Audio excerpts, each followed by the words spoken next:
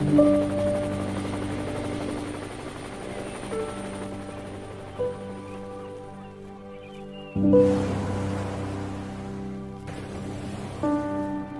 वालेकुम and welcome back my YouTube channel. उम्मीद है कि आप सब खैरियत से होंगे। आज का जो हमारा टॉपिक है वो ये है कि अगर आप विजिट वीज़ा अप्लाई करना चाहते हैं तो आप कर सकते हैं या नहीं कर सकते।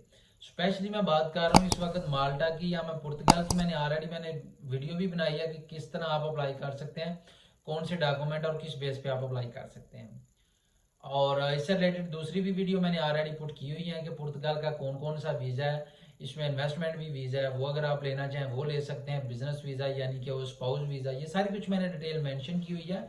सो आप मेरी प्रीवियस वीडियो देख सकते हैं अगर कोई बंदा चैनल पे न्यू है। लेकिन चलते हैं, जो आज का हमारा टॉपिक है कि क्या माल्टा का हम विजिट वीज़ा ले सकते हैं, और अगर ले सकते हैं तो क्या इसकी बेस पे हम आके परमिट में इसको कन्वर्ट करवा सकते हैं या नहीं करवा सकते, और कितना इसका टाइम पीरियड लगेगा, और इसकी वीज़ा रेशो कितनी है अगर विजिट वीज़े पे भी हम आए तो चलते हैं, वीडियो को कंटिन्यू करते हैं। उससे पहले मैं बात करूंगा कि अगर कोई न्यू है तो प्लीज़ चैनल को सब्सक्राइब करें, ज़्यादा से ज़्यादा शेयर करें ताकि आप और आपके दूसरे जानने वाले भी इस वीडियो से फ़ायदा ले सके, ताकि उनको भी इन्फॉर्मेशन तो ऑलरेडी होगी लेकिन कुछ पॉइंट होंगे शायद वो उनके ना हो क्लियर होंगे, तो वो क्लियर हो जाएंगे उनके भी। सो चलते हैं, जो आज का मेन हमारा पॉइंट है कि विजिट वीज़े की बेस पे हम माल्टा में आ सकते हैं या नहीं आ सकते, और कहाँ कहाँ से आ सकते हैं। फर्स्ट ऑफ ऑल तो मैं बताऊं कि आप होल ऑफ द वर्ल्ड से आ सकते हैं, लेकिन रीज़न क्या है कि फिल वक्त कुछ कंट्री जो कि रेड लिस्ट में है, अप्लाई तो हम कर सकते हैं, मतलब परमिट इशू और विजिट वीज़े की जो अप्रूवल है वो भी आ जाएगी। लेकिन प्रॉब्लम ये है कि एट द एंड आपको वीज़ा सबमिट करने के लिए एम्बेसी में ही आना होगा ना। लेकिन अगर मैं पाकिस्तान की स्पेशली बात करूं तो पाकिस्तान की दुबई में एम्बेसी है, इसके अलावा टर्की में, तो आपको पाकिस्तान से यहीं आना होगा। अप्रूवल्स वगैरह हमारी मिल जाएगी, वो परमिट हो बेशक या विजिट हो, यानी कि पाकिस्तान में रहते हुए भी हम अप्लाई कर सकते हैं। लेकिन एट द एंड हमें आके एम्बेसी में डॉक्यूमेंट यहीं पे सबमिट करनी होती हैं। सो अगर तो ऑलरेडी कोई बंदा यहाँ पे है दुबई में या टर्की में या किसी और गल्फ कंट्री में, उसके लिए तो कोई प्रॉब्लम नहीं है, वो उनके लिए इजी और चीप भी है। लेकिन अगर पाकिस्तान से कर रहे हैं तो ऑफकोर्स थोड़ा सा एक्सपेंसिव हो जाएगा उनके लिए, क्योंकि उनको पाकिस्तान से पहले इधर आना फिर आके अप्लाई करना।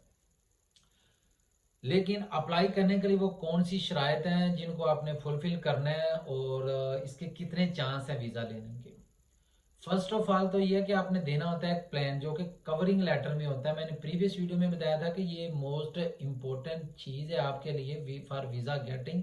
बेशक आप स्टूडेंट में हैं, बेशक आप वर्क परमिट में हैं, बेशक आप विजिट वीज़े में हैं, कवरिंग लेटर एक ऐसी चीज़ है जिसमें आपका शॉर्टली इंट्रोडक्शन आ जाता है कि आप क्यों आना चाह रहे हैं, या एज अ स्टूडेंट है आप, या एज अ बिजनेसमैन है, या आपको कोई स्पाउस वीज़े पे बुला रहा है, या रिलेटिव के पास आ रहे हैं, ठीक है, या कंपनी डायरेक्टली बुला रही है आपको बिजनेस वीज़ा। ये सारी चीज़ें इसके ऊपर मेंशन आ जाती हैं, जो कि आपने स्टेप बाय स्टेप जो है वो मेंशन करनी है। अगर किसी को नहीं पता कि कवरिंग लेटर क्या चीज़ है, तो मैंने एक वीडियो भी बनाई हुई है, आप वो मेरी वीडियो देख सकते हैं, जिसमें मैंने बताया कि सबसे पहले क्या होगा, इंट्रोडक्शन होगा, बॉडी होगी, स्टेप है। फर्स्ट स्टेप में क्या होगा, आपने अपना इंट्रो देना है, उसके अलावा सपोर्टिंग डॉक्यूमेंट है। और बात करते हैं कि इसमें जो नेक्स्ट है कि आप कवरिंग लेटर में कौन सी चीज़ें एडअप कर सकते हैं। फर्स्ट ऑफ ऑल तो ये है कि मैं जैसे कि बात कर रहे थे कि आप एज अ प्रोफेशनल क्या हैं, स्टूडेंट हैं या जॉब कर रहे हैं या बिजनेसमैन हैं, आपने वो बताना है कि भाई मैं ये कर रहा हूँ, मेरी ये पोजीशन है, या मैं इतने अरसे के लिए आना चाह रहा हूँ, या कंपनी की मीटिंग है उसके सिलसिले में मैं आना चाह रहा हूँ। इसके अलावा आ जाएगी आपका जो है ना वो बैंक स्टेटमेंट।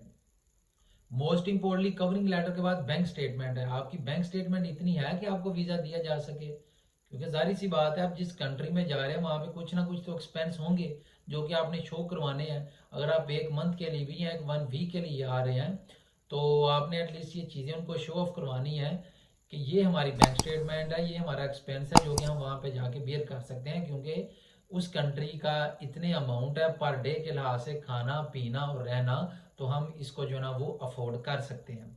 ये मेन चीज़ हो जाएगी। इसके अलावा ये है कि अगर क्योंकि स्टूडेंट की तो नहीं, खैर अगर बिजनेसमैन या कोई जॉब कर रहा है, अगर उसकी कोई कंपनी भी है, आपने वो कंपनी की डिटेल देनी है। इसके अलावा एनटीएन नंबर जो आपका टैक्स रिटर्न है वो भी आपने सारा कुछ शो ऑफ करवाना है। और रेफरेंस लेटर जो कंपनी से अगर आप जॉब कर रहे हैं तो वो आपका हो जाएगा। इसके अलावा अगर कोई आपकी बिजनेस मीटिंग है या कंपनी के साथ जा रहे हैं तो वो ऑफ कोर्स आपको मेंशन करना होगा कि कितने दिन का आपका टूर है और किस पर्पस के लिए आप जा रहे हैं। और जो स्पोर्टिंग डॉक्यूमेंट हैं जैसा कि इसमें आ जाएगा आपका पुलिस करेक्टेड सर्टिफिकेट, विजिट वीजे की बात मैं कर रहा हूँ। इसके अलावा आपके आ जाएगा बैंक स्टेटमेंट आ जाएगी। इसके अलावा आपका आ जाएगा एनटीएन नंबर, अगर आपकी कंपनी या टैक्स रिटर्न, वो सारा कुछ आ जाएगा। और इसके अलावा फैमिली रजिस्ट्रेशन सर्टिफिकेट एफआरसी आ जाएगी। और आपका ऑफकोर्स पासपोर्ट तो वो होगा ही होगा। उसके अलावा आपने मेंशन ये भी करना है कि कौन सी चीज़ें आपने अटैच कर दी हुई हैं।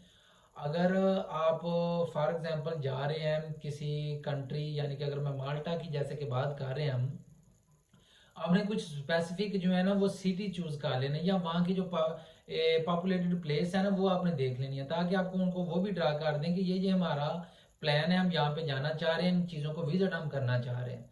सो ये एक बेटर ऑप्शन आपके लिए हो जाएगी, ताकि उनको पता हो कि बंदा वाकई एज अ विजिटर आ रहा है, उनको इन चीज़ों का पता है जिसके लिए वो आना चाह रहा है, विजिट करना चाह रहा है। सो ये कवरिंग लेटर में सारी चीज़ें आप एडअप कर सकते हैं। कवरिंग लेटर के बाद हो जाएगी आपकी चीज़ों में, जैसा कि मैंने बताया, बैंक स्टेटमेंट हो जाएगी। इसके अलावा क्योंकि पहले तो नहीं था लेकिन आजकल है, आपको उस वैक्सीनेशन का सर्टिफिकेट आपको लाजमन चाहिए। अगर यूरोप की मैं बात करूं तो यहाँ पे जो है ना वो वैक्सीनेशन चल रही है, फाइजर चल रही है, मोदरेना चल रही है और एस्ट्रासोनिक चल रही है और जॉनसन जॉनसन वाली चल रही है, तो ये एक्सेप्टेबल है। इसके अलावा अगर आपके पास है तो वो क्वारंटाइन आपको होना होगा, लेकिन बेटर है कि अगर आप विजिट के लिए आ ही रहे हैं तो आप यही जो है ना वो वैक्सीनेशन यूज करें। ओके, बैंक स्टेटमेंट आपकी हो जाएगी, ठीक है। उसके अलावा आपकी जो एप्लीकेशन है वो मोस्ट इंपॉर्टेंट थिंग है कि आपने जो अपना एप्लीकेशन फॉर्म फिलअप करना है, कहाँ पे आप जा रहे हैं। जैसे कि मैंने पहले बताया कि आप कवरिंग लेटर में भी मेंशन कर सकते हैं कितने दिन का आपका स्टे है, वो आपने सारा कुछ मेंशन करना है। और सिंगल एंट्री या मल्टीपल एंट्री, वो भी आपने सारा कुछ बताना है। हो गई, आपका पासपोर्ट हो गया, आपका एप्लीकेशन फॉर्म हो गया, आपकी पिक्चर्स हो गई और वाइट बैकग्राउंड। इसके अलावा आपका कवरिंग लेटर, इसके अलावा कंपनी की डिटेल होगी अगर आपके पास कंपनी है, और एनटीएन नंबर, टैक्स रिटर्न, ये सारी 4-5 चीज़ें हैं जो कि आपके पास होनी चाहिए फॉर विजिट वीज़ा अप्लाई करने के लिए। अब विजिट वीज़ा अप्लाई कैसे कर सकते हैं? जब आपके पास ये सारे डॉक्यूमेंट हैं, अगर आपको यहाँ से कोई स्पॉन्सर नहीं है तो इट्स ओके, आप डायरेक्टली जो है ना होटल की रिजर्वेशन करके, वो आपने कोशिश ये कीजिएगा कि पेड हो, पेड नहीं तो एटलीस्ट कंफर्म जरूर हो, वो आपने वो भी अटैच करनी है अपनी फाइल में। और टिकट रिजर्वेशन वो जो है ना वो आपने लाजमन ये चीज़ें अपनी फाइल में आपने अटैच करके आपने अपॉइंटमेंट लेनी है। अगर मैं दुबई की बात करूँ, आपने वीएफएस ग्लोबल में अपॉइंटमेंट लेनी है, तो आपने सबमिशन आपकी कर देनी है और उसको आपको विद इन 10 डे के अंदर आपका वीज़ा लग जाएगा, अगर आपकी फाइल ठीक बनी हुई होगी। ये ना जस्ट दुबई के लिए है, ये टर्की या गल्फ कंट्री में भी आपके लिए ये सहूलत मौजूद है। और इसके अलावा ये है कि अगर पाकिस्तान या इंडिया, नेपाल, बांग्लादेश अगर आप करना चाह रहे हैं तो वहाँ से भी कर सकते हैं, लेकिन पॉइंट वही है अगेन कि अभी ये कंट्री रेड लिस्ट में है। अप्लाई हम कर सकते हैं, लेकिन जो अप्रूवल आएगी ना वो हमारी आएगी जब हम वीज़ा जाके सबमिट कर सकते हैं, क्योंकि वीज़ा तो हमने एम्बेसी से ही लेना है ना। अप्रूवल आ सकती है, वीज़ा लेने के लिए हमें एम्बेसी में आना होगा, तो लेकिन फिर वक्त रेड लिस्ट में होप्स हो के कुछ दिनों तक एवरीथिंग इज़ फाइन। वो कोशिश कर रहे हैं कि सारा कुछ सॉल्व आउट करके ओपन हो, आई होप सो कि जल्दी हो जाएगा। लेकिन ये है कि आप विजिट वीजा की बेस पे आके यहाँ पे परमिट ले सकते हैं, वर्क परमिट। और कितनी अरसे में आप ले सकते हैं? देखें, जब आप यहाँ पे आ जाते हैं ना, तो अगर आपको विद वेरी नेक्स्ट डे अगर आपको कंपनी की तरफ से परमिट मिल रहा है, कोई कॉन्ट्रैक्ट आपको दे रहा है, तो आपका परमिट तब भी आपको इशू हो जाएगा। करना आपने क्या, आपने इंश्योरेंस करवानी है। पहले भी मैंने बताया हुआ, एक वीडियो इसके ऊपर मैंने बनाई हुई है, अगर कोई वीडियो पे न्यू है वो मेरी प्रीवियस वीडियो भी देख सकता है कि क्या क्या आपने करना है।